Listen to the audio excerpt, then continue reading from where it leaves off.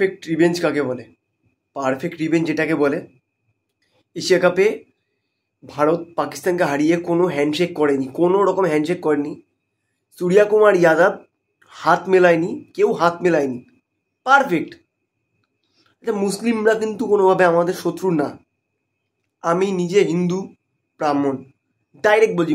আমি আলহামদুলিল্লাহ বলুন, যা ইচ্ছা বলতে বলবো, আমরা কোনো আসে যায় না। কিন্তু যেটা প্রবলেম সেটা হচ্ছে পাকিস্তানি একটা টেররিস্ট নেশন, এইটা হচ্ছে problem. Message loud and clear, সোজা কথা। না বাংলাদেশ আমাদের শত্রু, না আরব, না প্যালেস্টাইন, না কেউ শত্রু না। শত্রুকে পাকিস্তান, লাউড অ্যান্ড ক্লিয়ার।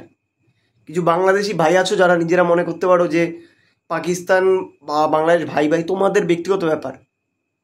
৭১-এর সময় তোমাদের মা বোনদের সাথে কী করেছিল সেটা তোমরা জানো, আমরাও জানি। আমাদের কোনো রকম বাংলাদেশের সাথে শত্রুতা নেই। আজকে বলছি, আবার বলছি, তোমরা তাদেরকে ভাই মনে করতে পারো। তোমাদের বড় মন না বড় কি তোমাদের ব্যক্তিগত ব্যাপার।